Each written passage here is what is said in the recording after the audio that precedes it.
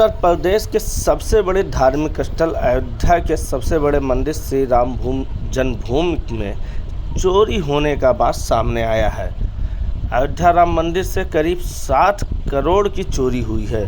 ऐसा दावा भी अखिलेश यादव ने किया है। उन्होंने कहा कि राम मंदिर में जो चढ़ावा होता है उसकी चोरी हो गई। अगर राम मंदिर में इतनी बड़ी चोरी होती है तो फिर लोगों के मन में शंका हो जाएगा कि जब तीर्थ स्थल ही सही नहीं है, वहाँ के व्यवस्थाएं ठीक नहीं हैं, तो लोग अपने धर्म के प्रति ही गलत सलत बयानबाजी भी करने लगेंगे।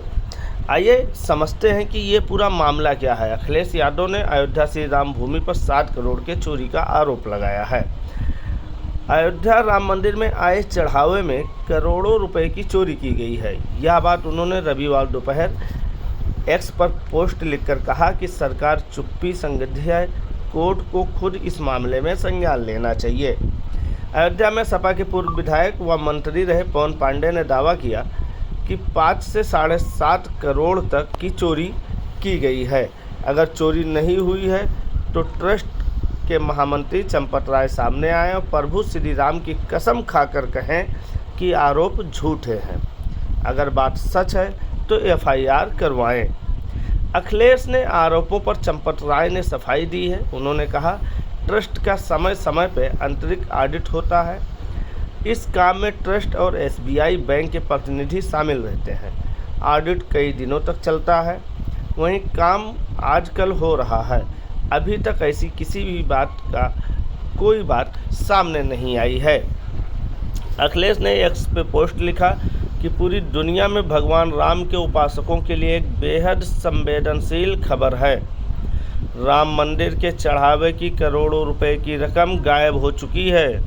अखिलेश यादव ने लिखा कि श्री राम भूमि तीर्थ क्षेत्र ट्रस्ट और सरकार को घेरते हुए लिखा कि करोड़ों रुपए गायब होना मंदिर ट्रस्ट के लिए अत्यंत शर्मनाक स्थिति है। कोई भी सफाई देने के लिए सामने नहीं आना चाहता है। वहीं सपा अध्यक्ष ने कोर्ट में स्वतः संज्ञान लेने की मांग की है, क्योंकि इसका सीधा संबंध वैश्विक स्तर पर समस्त सनातनी समाज की प्रभु राम में गहराई आस्था से जुड़ा है और सरकार इस पर चुप्पी बांधे हुए है।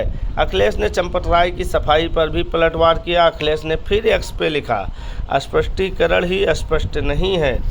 लगता है इनके लिए हर हफ्ते की साधारण बात है और इतनी अधिक साधारण है कि ये इसे अब उल्लेखनीय भी नहीं मानते हैं।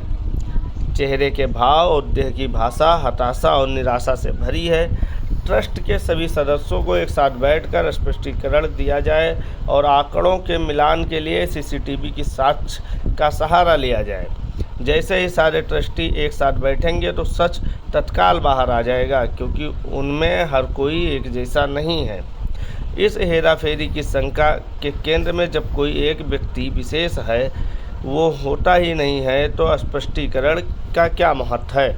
यह भी स्पष्ट किया जाए कि 40 सेकंड के स्पष्टीकरण आने में इतने घंटे क्यों लगे हैं। स्पष्टीकरण के नाम पर 1 मिनट बोलना भी भारी क्यों पड़ रहा है।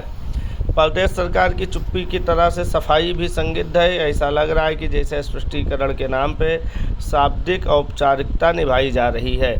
संपूर्ण विश्व का सनातन समाज इस बेहद कमज़ोर स्पष्टीकरण से और अधिक शंकित और आहत है।